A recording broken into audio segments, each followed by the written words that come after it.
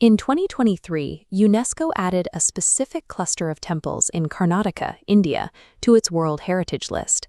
These are the sacred ensembles of the Hoysalas, and their architecture doesn't look like anything else you'll find on the subcontinent.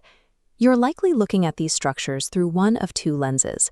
Either you're a traveler deciding how many days to carve out of your itinerary to see them in person, or you're a designer wondering how to adapt this aesthetic into a modern space without blowing your budget.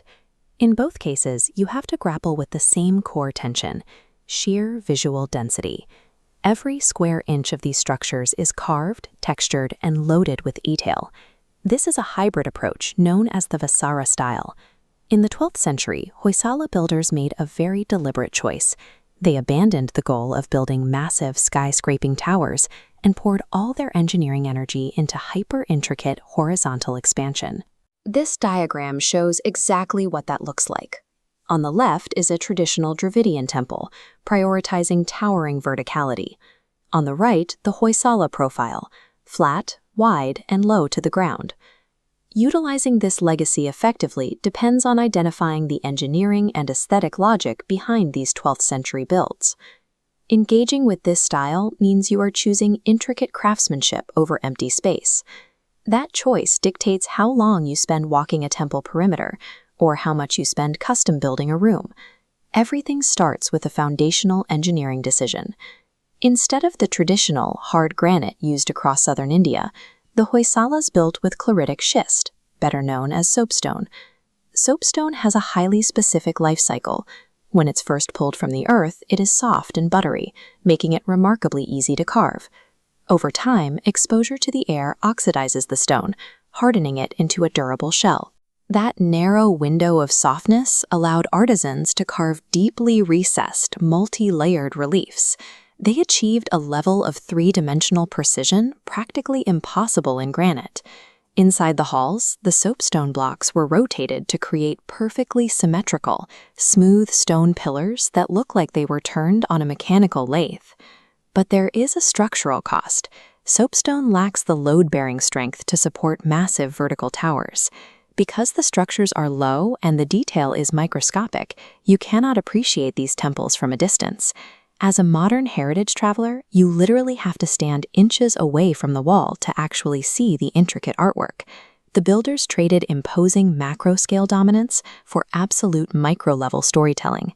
To anchor this micro-level perfection, the builders elevated the temples on a platform called a jagati. Unlike standard rectangular bases, the jagati uses a zigzagging star-shaped footprint. By folding the walls in and out, architects dramatically increased the exterior surface area, creating more canvas for sculptors. Aesthetically, these outward-facing angles catch the sun, throwing friezes into sharp relief. If you are planning a visit, know that walking this perimeter takes time. Because the walls fold back on themselves repeatedly, you cover far more ground to follow the continuous stories carved into the base. If you are borrowing this geometry for a modern home, star-shaped or multi-angled floor plans create dynamic movement. However, they demand higher square footage and usually require expensive, custom-built cabinetry to fit non-standard corners. Then there is the internal geometry. Many Hoysala sites use a trituta, or three-shrine layout, connecting distinct sanctums to one central pillared hall. This creates tiered zones.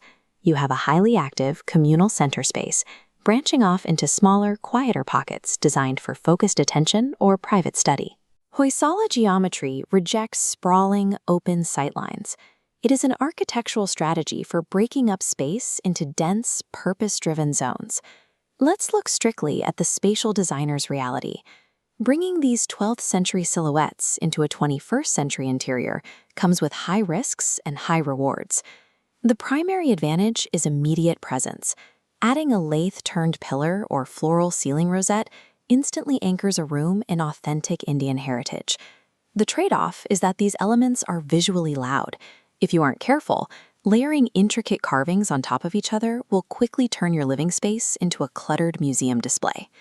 This chart shows exactly where your investment generates the most presence. The required constraint here is balance. If you invest in an intricate focal point, you must pair it with strict minimalism in your wall colors and surrounding furniture. Successful modern adaptations prioritize specific silhouettes over total density. These focal points require significant breathing room to stand out in a contemporary space. Ultimately, getting a return on your Hoysala investment requires matching your specific goals to the right locations or architectural elements. This decision tree maps out the paths for both travelers and homeowners. If you are on the ground in Karnataka and seek maximum sculptural density and narrative scale, dedicate your itinerary to the primary sites at Belur and Halebidu. But if you prefer to study spatial zoning and quiet geometry away from the tourist crowds, route your trip to Belavadi or Dodagadavali. If your square footage is limited, isolate a single focal point, like one lathe-style pillar. If you have a large floor plan, adopt the Trikuta model, a central hall flanked by dedicated nooks for meditation or deep work. To capture the material feel without sourcing actual soapstone, use matte gray finishes or stone-textured tiles to bring that tactile coolness into your home. The genius of the Hoysala builders proves that true grandeur doesn't always require touching the clouds. Sometimes it is found in an obsessive dedication to the micro level. Make your travel or design investment accordingly.